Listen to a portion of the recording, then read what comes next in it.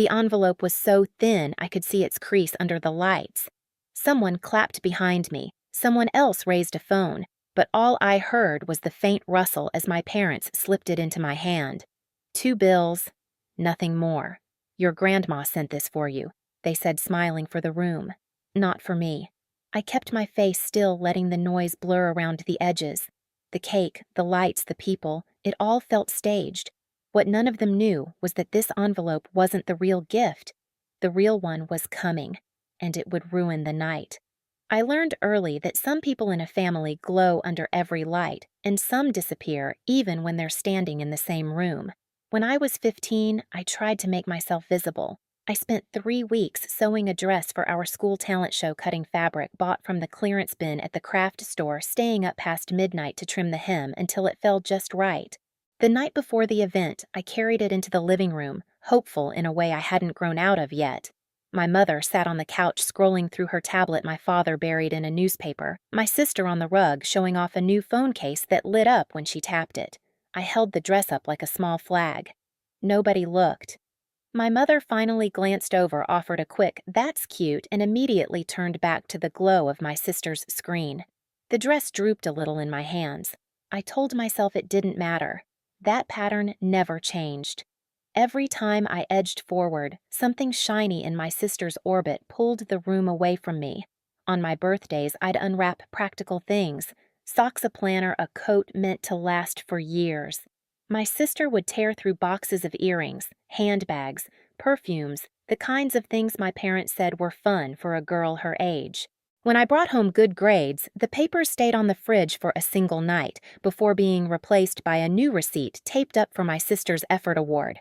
When my father needed someone to stay home with a sick relative, it was always me. When my sister wanted to skip a shift or drop a class, it was always excused. And then there was the money. My grandmother Eleanor lived 3 hours away in St. Louis. She sent cards often. They arrived in pale envelopes with her looping handwriting, always smelling faintly of lavender. I used to get excited when I saw them in the mailbox, thinking maybe she'd tucked in a few dollars or a note just for me. But my mother always opened them first. She'd stand at the kitchen sink, tear them neatly, slide the contents into her hand, and call it family support. A day later, my sister had new boots or a pair of earrings. Whenever I asked if Grandma ever sent anything for me, specifically, my father would tighten his jaw and say, "Don't question us, Joy. We know what's best." Little by little, I learned to stop asking.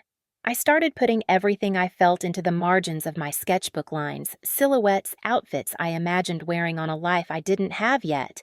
I'd sit on my bedroom floor, fabric scraps spread around me the same way other kids surrounded themselves with toys. The house outside my door buzzed with my sister's wants, my parents' justifications, the usual choreography. Mine stayed quiet. Looking back, I don't think there was a single moment when I decided to become invisible. It was more like the house trained me. Every small dismissal, every turned head, every envelope that never reached my hands, they folded me into the background until silence felt like the safest place to stand. That was the day I learned my place in this family, and it was a place that would follow me for years.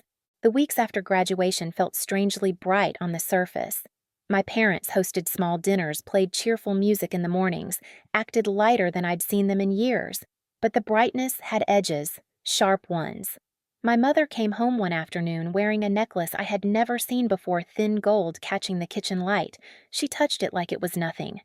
"A little extra support from your grandma," she said, brushing past me to reach the spice cabinet. The same phrase appeared again 2 days later when she wore emerald earrings that matched nothing she owned. My father picked up the pattern too. He started mentioning a spa downtown, talking about weekly appointments like they were prescriptions. "It helps me unwind," he'd say, dropping his keys on the table, the gleam of a new watch sliding into view as if by accident. None of it fit our life. None of it fit the tight budget speeches I'd grown up hearing. Lila, of course, leaned into the glow. She walked into the kitchen one evening with a designer handbag hooked over her wrist, the logo catching the overhead light. "Isn't it gorgeous?" she said, flipping her hair before pulling out a smartphone so new it still had the protective film on. I asked her how she could afford it. She laughed softly, the kind of laugh meant to dismiss, not amuse. "Mind your own business, Joy." I tried to. I really did. But it got harder when the house itself started slipping. A box from a delivery company sat half open in the hallway, another piece of jewelry for my mother. The receipt lay next to it, its total circled in pen. Later that night, while walking past my parents' bedroom, I heard my mother's voice through the cracked door. She was on the phone, laughing. "The bonus from your mother, it's more than enough," she said, her voice light, careless. I stopped in the hallway, one foot in the sliver of light, the other in the dark. I didn't push the door. I didn't ask what she meant. I just stood there, absorbing the pieces, forcing them into a shape I wasn't ready to name. The next morning, my mother complained about bills while fastening her new bracelet. She said we're all making sacrifices and looked directly at me. I stirred my coffee. The spoon slowed, stopped, then moved again. I didn't say a word. I just smiled. The morning after my mother's comment, I walked to work earlier than usual. The air was cool, the kind that sits on your skin before the sun settles. At the fabric shop, I unlocked the door, stepped into the familiar chemical scent of dye and cotton, and told myself to focus on bolts of fabric, not the numbers circling my head. Still, every time I cut a length of muslin or refolded a stack of patterns, flashes of new jewelry handbags and spa memberships slipped in like unwanted threads. Something was off. Something was wrong. And pretending not to see it felt suddenly impossible. Maya noticed before I said anything. During our usual coffee break, she slid into the seat across from me at the cafe, her hair pulled into a loose bun, name tag still clipped crooked to her shirt from her bookstore shift. "You look like you haven't slept," she said, stirring sugar into her drink without taking her eyes off me. I shrugged, tracing the rim of my cup. The house feels different. Different how I hesitated. Words like stolen money and suspicious spending felt too heavy to speak out loud. They're buying things that don't make sense. Spa appointments, jewelry, bags, phones. Stuff we have never afforded. Stuff we shouldn't afford. Maya leaned forward. "Where is the money coming from?" The question landed in the center of my chest. I looked out the window, watched the city move around us, buses pulling in people crossing streets, the steady rhythm of a world that made more sense than the one inside my house. "I don't know," I said, "but I think I need to pay attention." "Joy," she said, voice low but firm, "you've ignored things your whole life. Maybe it's time you start watching." So I did.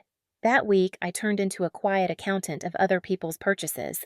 At home, I noted the small developments, the bracelet my mother wore, though she never owned jewelry before the watch. My father checked even when he wasn't late for anything, the way Lila walked differently with her new bag swinging at her side. They didn't notice me watching. They never really had. At the fabric shop during slow hours, I opened my sketchbook and began writing numbers in the margins, estimated costs of the items they flaunted. I didn't write their names, just dollar signs and descriptions. A small secret ledger built into the background of my designs. It gave me something solid to hold on to, something measurable inside a life where I had always been told not to measure. I opened a new bank account, too. Quietly, one afternoon before my shift, I transferred part of each paycheck there, even if it was only a few dollars. The banker asked if I wanted alerts on my phone. I said yes. It felt like claiming a corner of my life nobody else could touch. At night, while the house slept, I organized my sketches into folders, dresses, coats, tops, each with a small tag in the corner. Not names, numbers. The same way I'd started tagging the expenses I saw around the house. For the first time, everything in my life was gaining structure. It was during one of these late nights that my phone buzzed. A text from Eleanor. "Proud of you for graduating, Joy. I'm visiting next week. I want to hear about your fashion line." My stomach tightened. My mind flew straight to the envelope, the thin crease, the 2 bills, the smile my parents performed for the room, and then to the jewelry, the spa, the phone Lila twirled in her hand. I read the message again, and again. I didn't know what to say. The next evening, I called Maya from my apartment above the garage. "She's coming," I said, and I don't know what to tell her. You tell her the truth.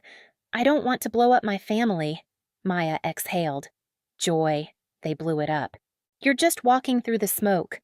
I didn't answer, but her words stuck. The days leading up to Eleanor's visit felt like watching a stage being built. My mother scrubbed the house until her hands were raw. My father rehearsed stories about hard times and stretching what we have. Lila did nothing, scrolling on her phone, occasionally asking if her outfit looked casual rich. I went to work, came home, and watched all of it quietly. The house didn't feel like a home, it felt like a set. And I felt strangely detached from the roles everyone expected us to play.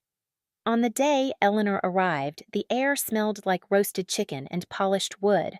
The table was set with dishes we only used for holidays. My mother fussed over placemats. My father adjusted silverware. Lila checked her reflection in the microwave door. When Eleanor stepped inside, her presence cut through the room. She hugged me first, tightly, warmly, and said, "My designer." I felt something loosen in my chest. A thread finally pulled free. Dinner began with safe topics: traffic, weather, my job at the fabric shop. I answered carefully, offering versions of the truth that wouldn't disrupt anything. I kept my voice, even my eyes, down when necessary. But every time Eleanor asked about my fashion line, about progress, about plans, something thudded inside me. The sketches, the late nights, the envelope, the number I'd seen in my mother's hand when she circled a receipt, my own name missing from anything Grandma had supposedly sent. For most of my life, I'd protected my parents from the truth. I had thought silence was loyalty. I had thought keeping the peace was my duty.